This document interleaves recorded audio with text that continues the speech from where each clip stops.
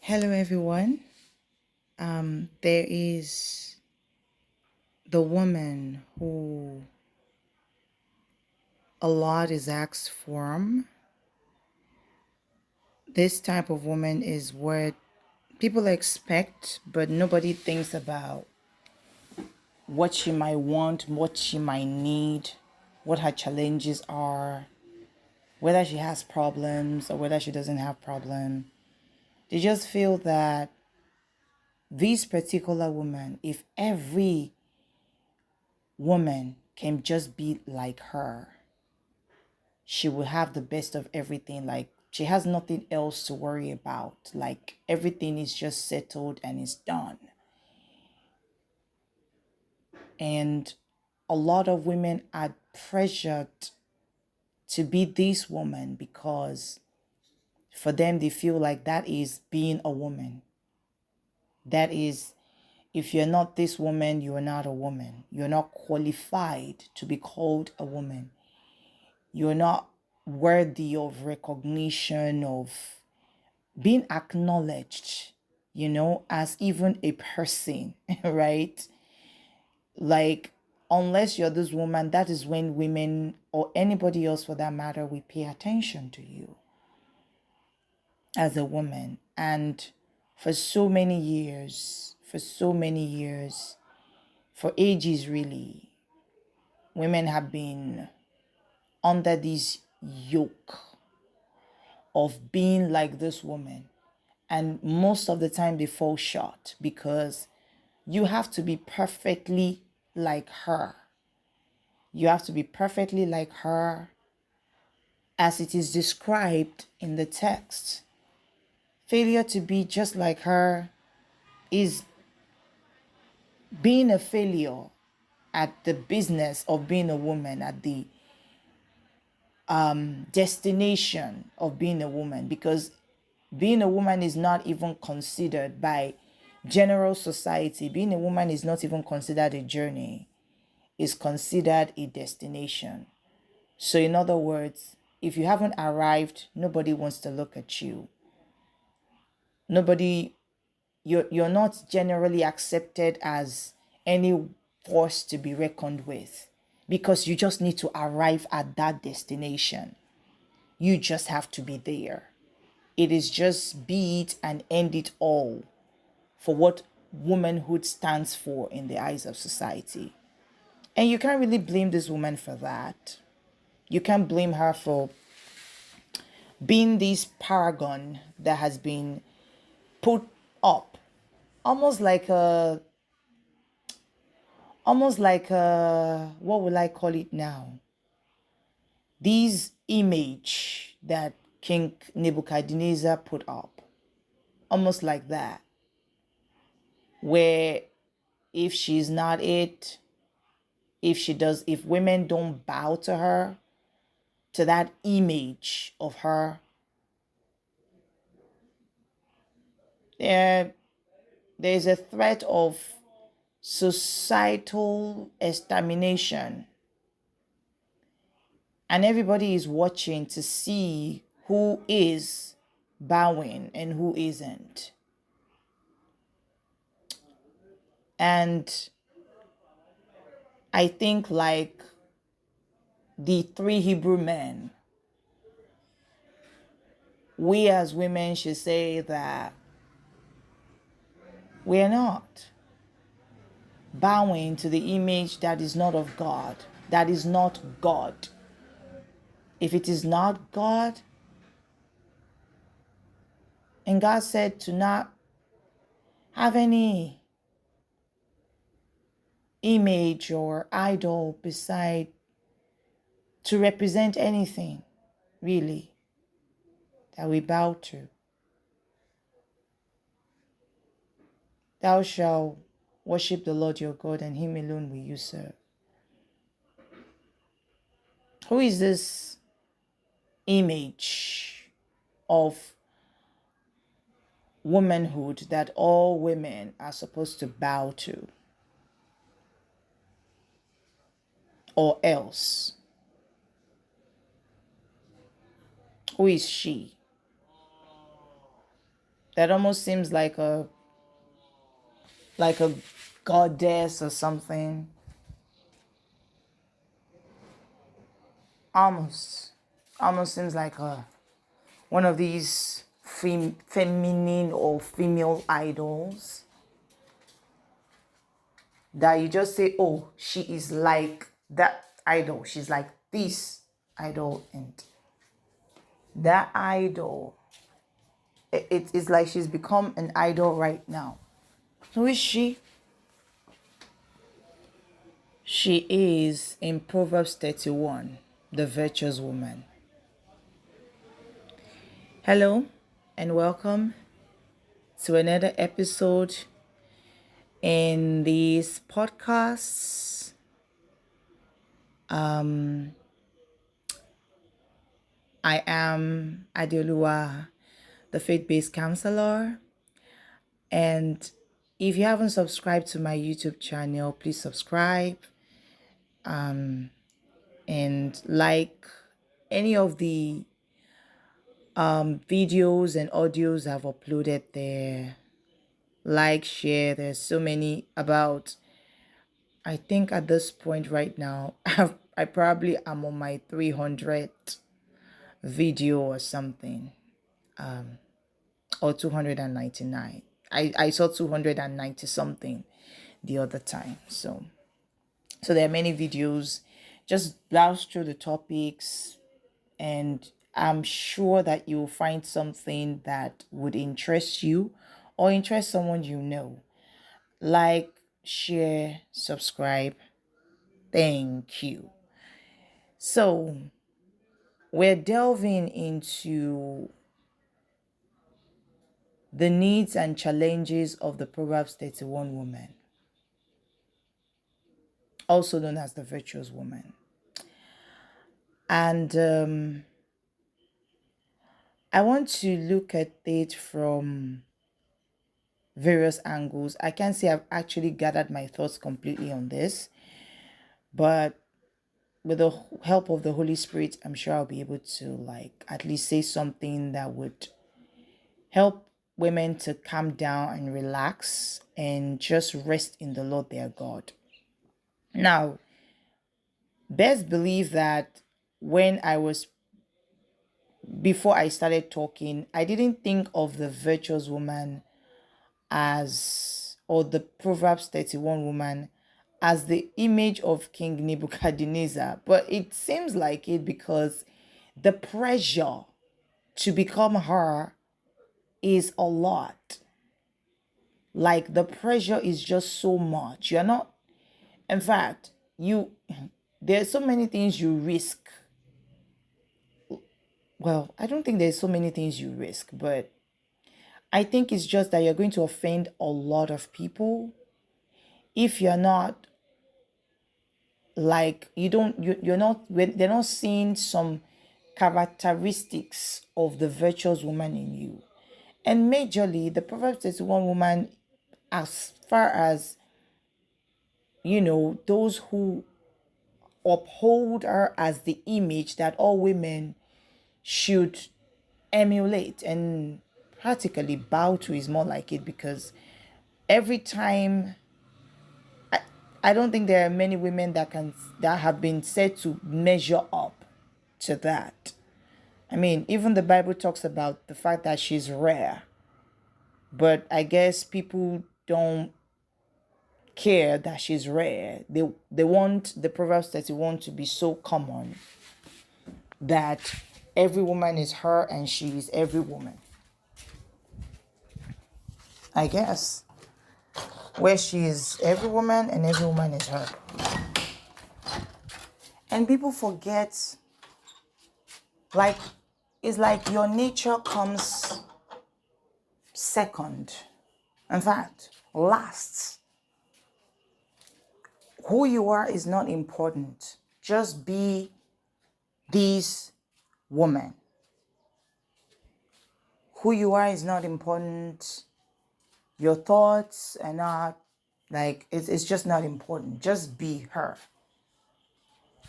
And she's been idolized, really. Perhaps that one woman has been idolized. most especially by women. And it's interesting that it's a woman that spoke about the virtuous woman, you know. But I'm glad that she's very, very realistic about the virtuous woman, that she doesn't see her as, oh, everybody must be her. What she meant was that you have to find her. She's very rare. You have to find her. But then in Proverbs 31, it talks about the things that a man has to be for him to even find her. Number one, he has to be a man that has a healthy relationship with his mother. A man that honors his mother and listens to good advice from her. He honors her in the sense that I don't think it was the Queen Mother that wrote that Proverbs 31, but her son saw it as a very important thing, that he honored it and respected it, and he gave honor to whom honor was due to. He did not ascribe it to his own intellect or knowledge that, oh, I have come up with this grand thing that women should be. But then again, if he said that, that would put the responsibility on him. So I guess he quickly said, mother said. This is a man who is a king, but he's not afraid or ashamed to say, mother said. He wrote it as one who writes a dialogue. He brought himself as a subject to what the Queen Mother was saying, like he was under her instruction. A man who has it all, really. He has the position, he has the influence, he has the power, but he brings himself as a subject to the Queen Mother, to his mother. And he did not take anything away from what she said, because the way he described how she spoke to him sounded like she was scolding him. And he did not remove the fact that his mother has seen some things in him that probably puts him at risk. Like, he said everything she said. He could have easily removed that part where he said, oh, you could have removed the part of, don't give yourself to, strong drinks. Don't give your strength to women, lest you pervert justice and do all of that. Like, he made it clear what his mother expected a man and her son to be. What she expected a king to be. He made it clear. And so you see a man who is not, he's not so obsessed with dominance and authority. Like, he is not trying to dominate women. He has a healthy respect for his mother. And you can almost say he's a mommy's boy. He's a mommy's boy. He's his son. He's his mother's son. Let's put it that way. And he indicated that from what she said, like, what? Oh, son of my, He made it clear how his mother spoke to him. I almost think he repeated her words word for word, really. That, every woman who sees that can relate that, yeah. And every man who reads that, like, oh yeah, that sounds like my mother. And I think he put it out there as a template for every man to follow. Because a queen mother is the mother of the kingdom. And so she is honored as someone who can give an advice to the kingdom, and everybody must pay attention to what she's saying and begin to work on it. So she speaks as a mother, not just to the king, but to the kingdom. And so I guess the king put it out there like, hey, this is what Mama has said, and we're making it our kingdom project, that all men may stay away from strong drink. This is a man who didn't just see that instruction as his own, because if he saw it as his own alone, he would have kept it to himself and not put it in writing for everyone to read. But he put it out there because he believes that when Mama is talking to the king, he's talking to everybody. Because again, they say anointing flows from the head, and the fish rots from the head too. So he's like, I don't want to have to be the only one who will be the morally upright person here, who will be doing the right thing. All of us need to do the right thing. And she gave a balanced argument. She didn't just bash women, but she also, like what she said about women was very minimal. Like, don't give your strength to women. That's about it. Then she began to talk about the virtuous woman, that she's rare. Who can find her? I think maybe she has a habit of playing the hide and seek game, tag your eat, or, peekaboo.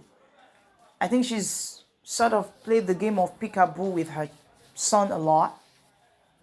And so that peeps into the conversation. It peeps into the conversation in the sense that she's like, who can find it? And I guess you just remember those days in his childhood when, maybe his mother would hide behind the pillow and then pick back at him suddenly, and he would just squeal, and they just play that game for a while. Like it's their private game.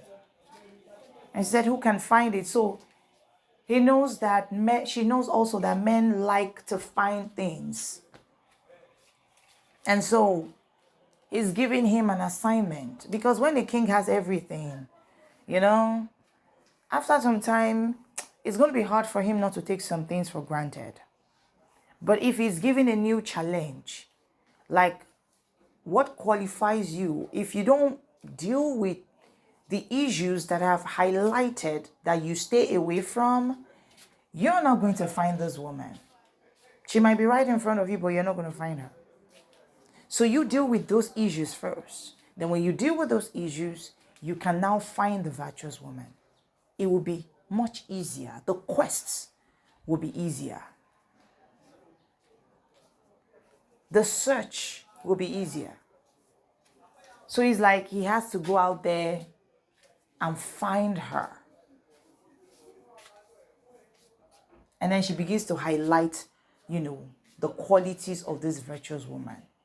Now, everything is about perspective and presentation, or rather mostly presentation.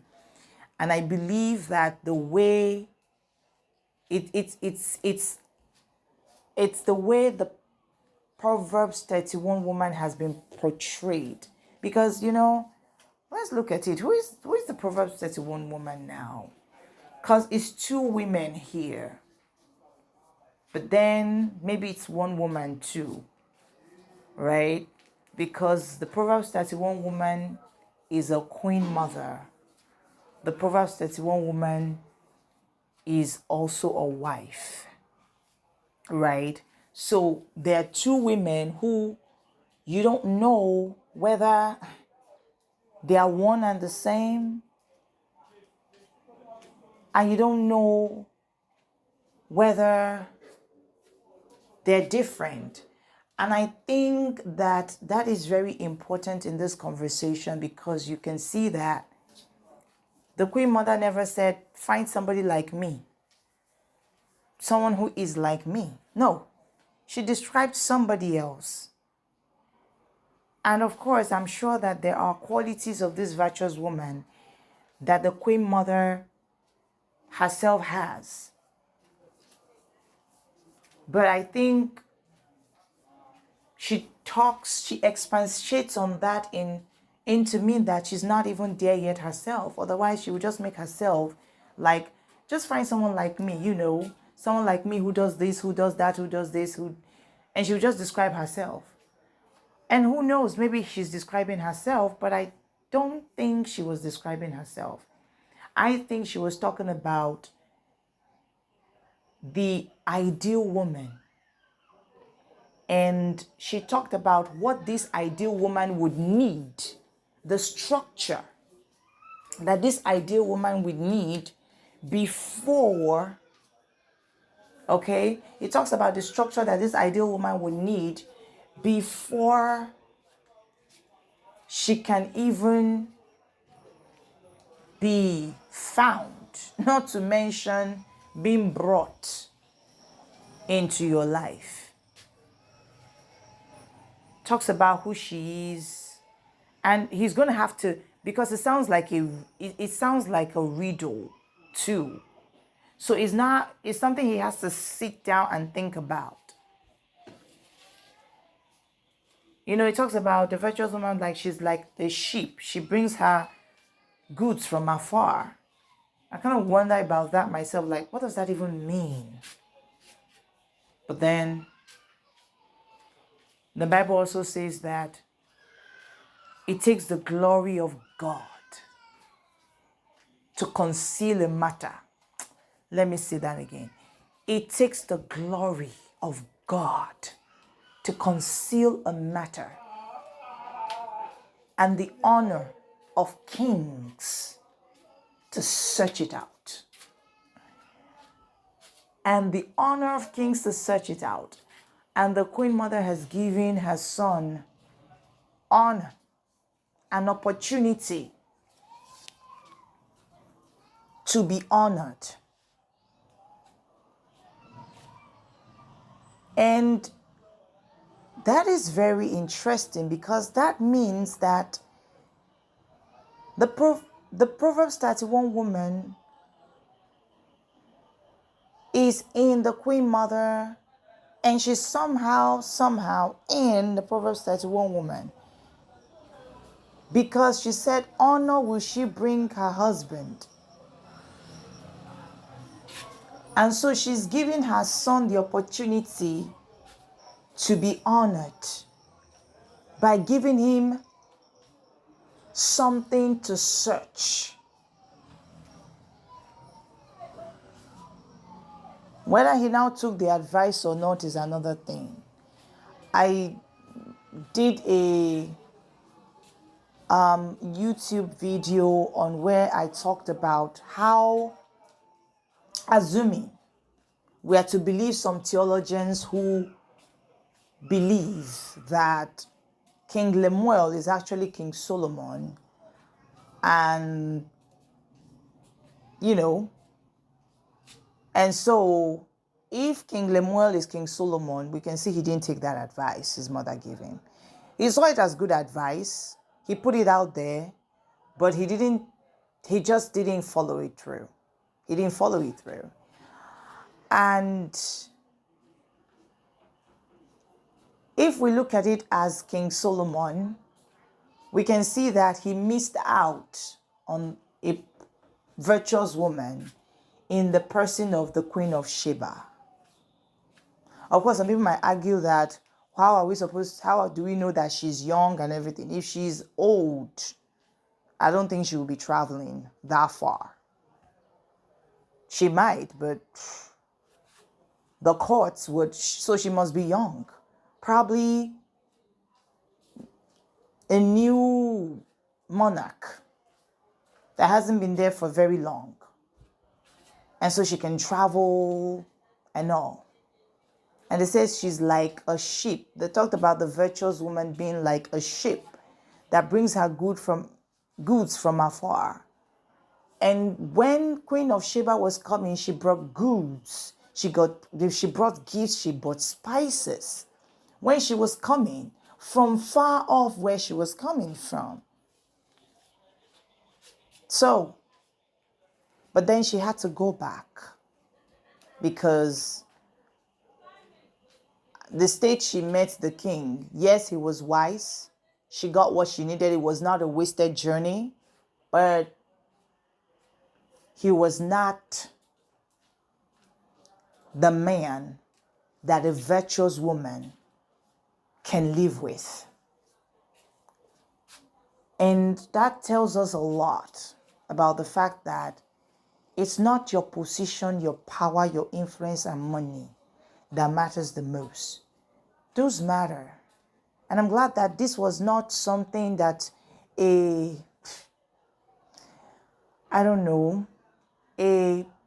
commoner, in quote, let's put it that way, someone who has no influence whatsoever and is just dreaming big, okay? Like you don't have an achievement as a woman, but you're demanding that your son have a woman that has all these accomplishments. Like where did you get the idea that your son should have that? And your son, who is your son? What does he, on what basis can he be the man in the husband of a virtuous woman?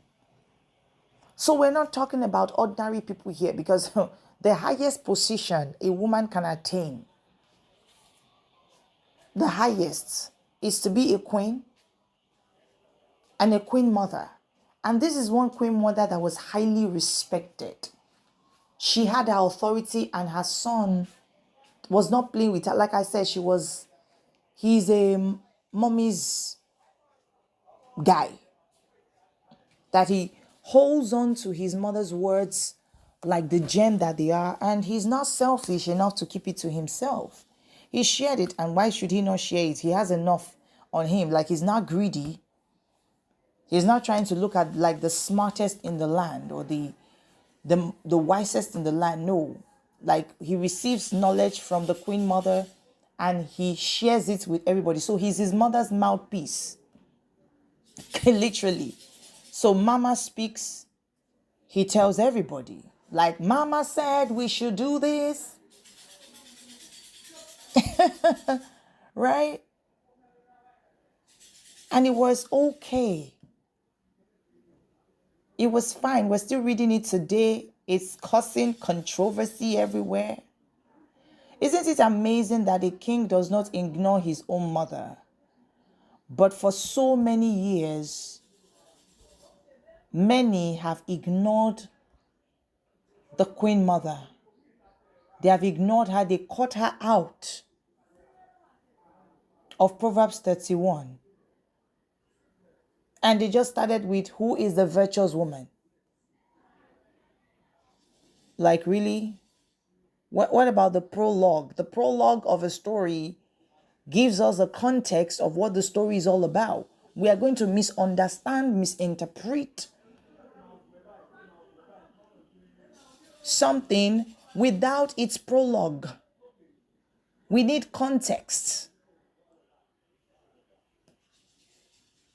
But that context was missing for so long, and many people don't really look at it that deeply to even say, let me even see what it says from the beginning, because it has become like a doctrine, really, more like a command.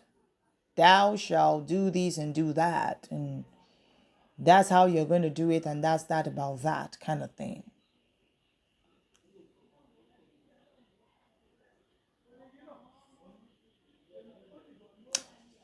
Like, I want to speak to all of us as women.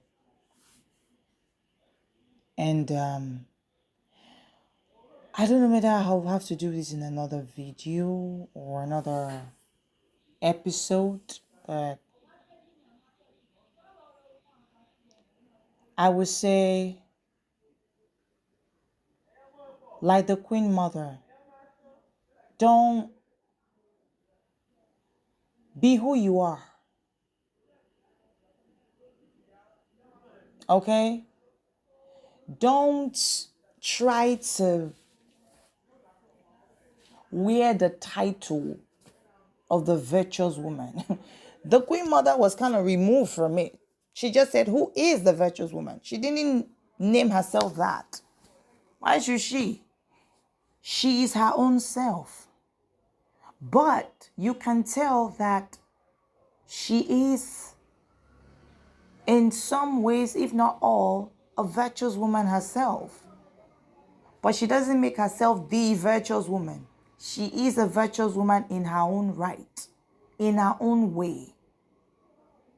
She's teaching her son, which is the right person to teach anyway, like who, he's the one heading the kingdom, so he's the one she has to teach. And she didn't stop teaching him. For him to even listen and put it out there, that's because they have a very good relationship, and he's always been teaching her. And he's more or less like, listen to the voice of his father that says, do not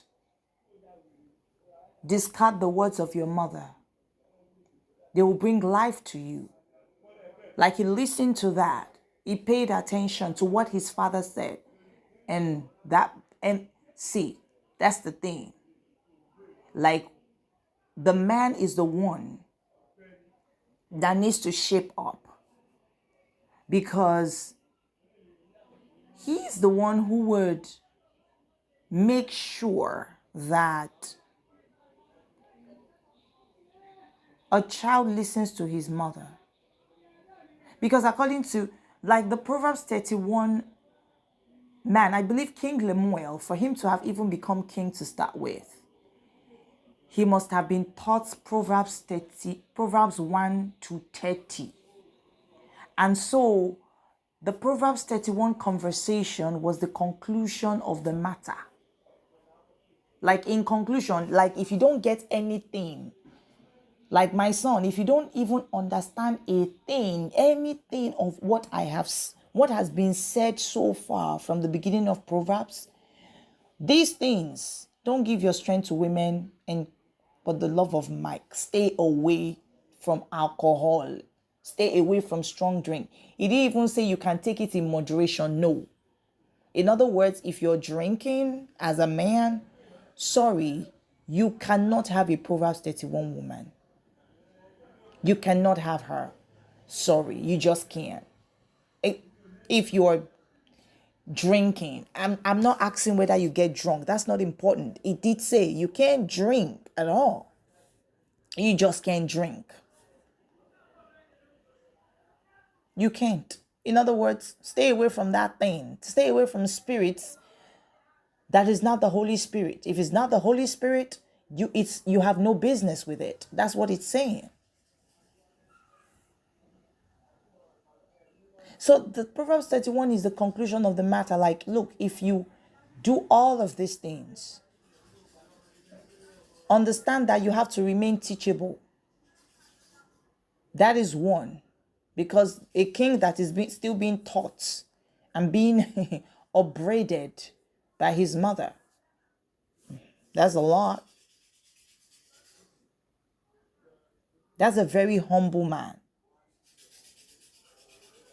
Very humble. Down to earth. But he's a king.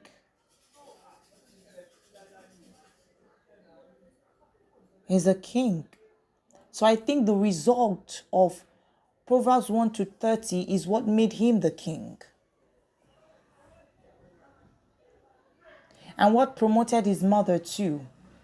To not just being his mother, but the entire kingdom gets to benefit from the wealth of this woman's wisdom and experience through him.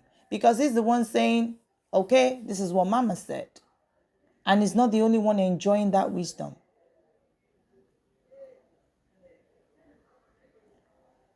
And he also gave women, something to look forward to, something to be other than, just looking pretty. Like, other than just looking pretty, other than, being beautiful, which is fantastic, but is vain. it's just vain, right? Other than that, get busy. Like, what talents do you have? Maximize it, right? Like, do legit moral business with the talent you have. Where does your talent lie in all of that? Like, it gives us, like, these are areas where men are. These are fields for men. You know, these places that she goes to, going to trade, buy lands. And these are things men do. So you're not, what it's telling you is that you're not limited. If you have a talent for real estate, go in there.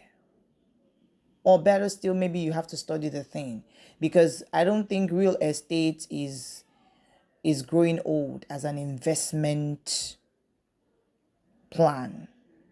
So I think it's something we all have to study. But you can say, well, that's a man thing. Honey, it's also your thing too. But most importantly, study you. Like, make sure that in all your business, you maintain the values that you have. So this is an assignment. Men, stop pursuing women and leave alcohol alone. Speak up. Like, these are things that men generally in our society today don't do. What they do is when somebody has lost their voice, like the man who was left dying on the side of the road, you cross to the other side and keep it moving. Isn't that interesting? The story of the Samaritan man, the good Samaritan. Look at the look at the titles of all the men that crossed to the other side. Some of them were religious men. Some of them were, well, what you would call lawyers today. These were not uneducated men. These were not unenlightened men. They were enlightened men from all facets and social stratas of life. But they just were not it when it comes to being manly. They were not manly at all. They were not just the man. They were not the Proverbs 31 man at all. They could not speak up for justice. For those who have no voice, they just could not. The Proverbs 31 man was the good Samaritan in that story. And who was he? That right there, we can stretch that somewhere else. Who is this Proverbs 31 man? And that's the thing, which brings me to the good Samaritan. The Proverbs 31 man might not necessarily be a physical king. He might not be the scribes, He might not be all those men. You have to go and read that story too. And then go and look at what is it called now? The timber and caliber of these men that just crossed to the other side. Like, when it came time to make good use of their education, their social status, who they are and all, they just could not. Like, who they are does not translate to social justice. It doesn't translate to kindness. It doesn't translate to courage. Like, they lacked courage. They were weak. However it is you want to look, they were weak. Like, they were just weak. And there was that one man. It was a Samaritan that stopped, took care of this man. He didn't know him. He just took care of him. You read the story. And I want to tie this good Samaritan to the Proverbs 31 woman. As a woman, don't be fooled by them titles or the place where the man comes from. The man can be from a place where, isn't it interesting that usually when Jewish men of old crossed to the other side, it was to avoid Samaritans. So, but they gave their own brethren that same treatment because they were cowards. Their Proverbs, well, let me not call you the Proverbs 31 woman. Their woman, wherever you are at in your journey of self-discovery and purpose, do not, I beg you, do not consider a coward. No matter whether he's your kinsman, or whether he's from your tribe, or whether he's from, I don't know, whether he's a Sadducee or a Pharisee, or somebody who is a religious man, well respected in the house of faith, holds a high position there. If he's a coward, he is not fit for an aspiring virtuous woman, or for a woman who is exercising her virtues. Let me put it that way. As a woman exercising your virtues and taking notes from the exploits that the virtuous woman has made, and you're saying, if she can do this, then my dreams are valid, then my ideas are valid. I can work as an engineer. I can go in fields, in places where it's generally termed as a man's territory. Not because I'm trying to, I don't know, stick it up to men that I can do what they're doing. I'm not looking at what they're doing, but I have a passion for this thing and I'm going there according to the will of God. So help me, God. If you're thinking along that line where you are exercising your virtues as a woman, you're exercising your potentials as a woman. A coward, you don't need a coward in a man. You need a brave man, like the Good Samaritan. And you can see again that the Samaritan man was not poor. He had a good reputation. Isn't that what a man who sits at the gate has? A good reputation. Where, look, you can drop somebody somewhere and nobody says, no, we don't know you. They know him. He's well known and well respected. And he's a man of his word, such that the innkeeper could take him for his word. He gave him enough and said, if you need more, when I'm coming back from my business, I'll pay you. And it's somebody that just helps without expecting anything in return. In other words, he doesn't know the man, doesn't know his name, doesn't know anything. Chances are that by the time he comes back, he's not going to meet the man there again because the man has left. Because when men travel on business, sometimes they go for months. And I don't know what his business is, but maybe weeks. I don't know.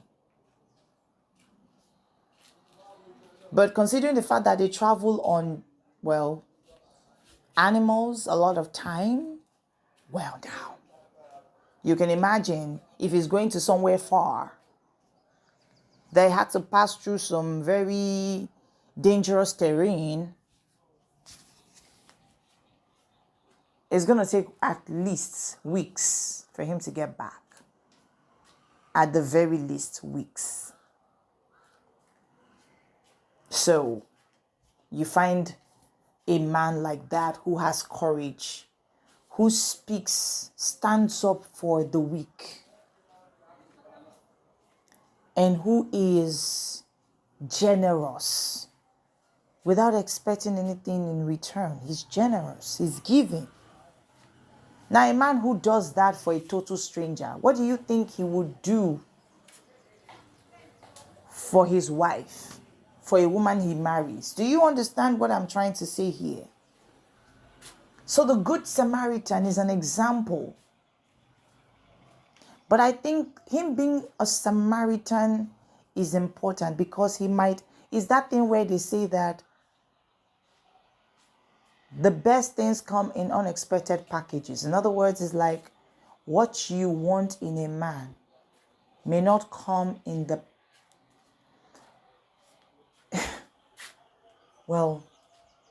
may not come from where you expect him to come from. Right?